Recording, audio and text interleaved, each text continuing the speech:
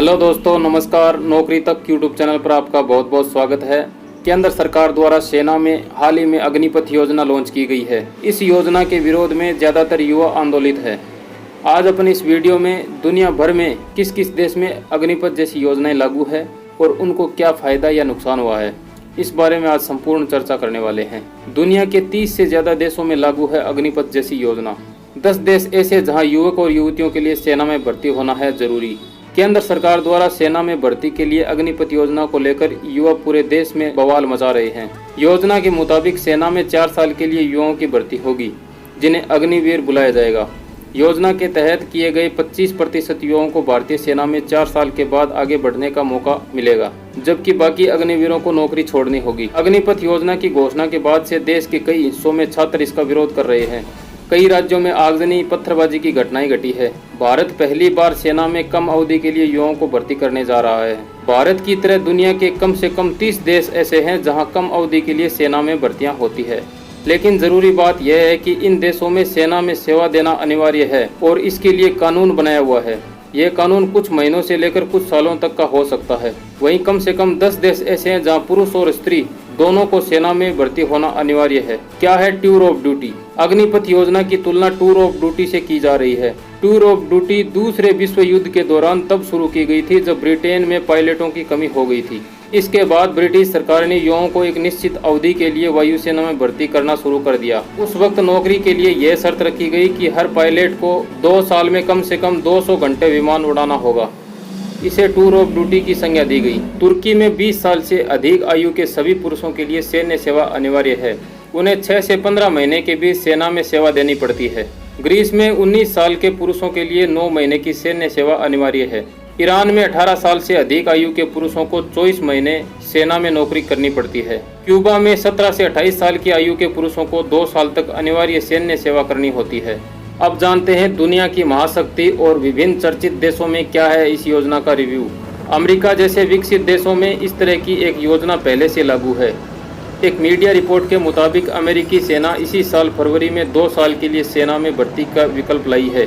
इसके तहत बेसिक और एडवांस के बाद एक्टिव ड्यूटी पर 2 साल के लिए ही रहना होगा। वहाँ की सरकार का मानना है कि इससे उन लोगों को सहूलियत मिलेगी जो लंबे समय के लिए सेना में नौकरी नहीं करना चाहते।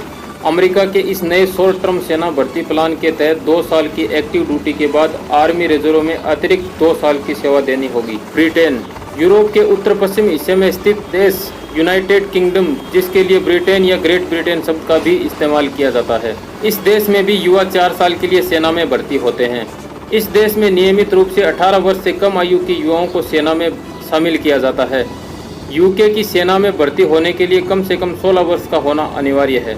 रूस, यहाँ 18 से 27 साल तक के युवाओं को सैन्य सेवा देना बेहद ज़रूरी है।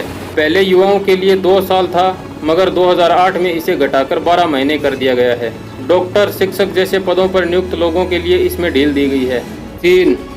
चीन में तकनीक के तौर पर नागरिकों को मिलिट्री सर्विस करना अनिवार्य है, लेकिन देश में अनिवार्य सैन्य सेवा 1949 के बाद से ही लागू नहीं की गई है, क्योंकि आर्मी को लगता है कि लोग स्वेच्छा से आते ही हैं। इजराइल में सैन्य सेवा पुरुषों और महिलाओं के लिए अनिवार्य है।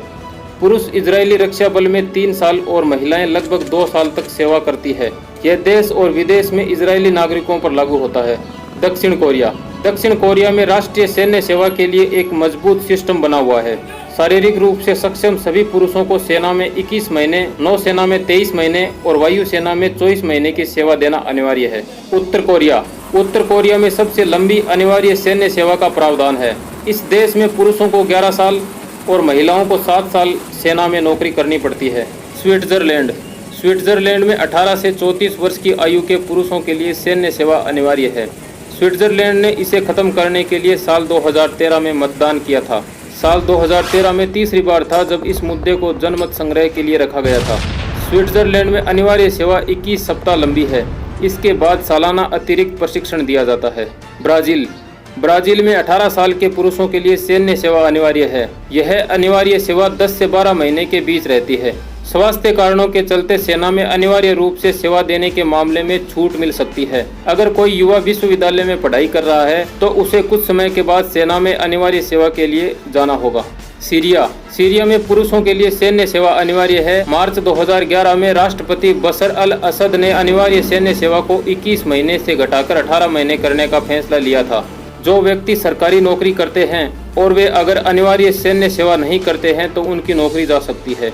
एमनेस्टी इंटरनेशनल का कहना है कि अनिवार्य सैन्य सेवा से भागने वालों को 15 साल की जेल का सामना करना पड़ता है। जॉर्जिया में 1 साल के लिए अनिवार्य सैन्य सेवा है। इसमें 3 महीने के लिए युद्ध प्रशिक्षण दिया जाता है। बचे हुए 9 महीने ड्यूटी ऑफिसर की तरह काम करना पड़ता है।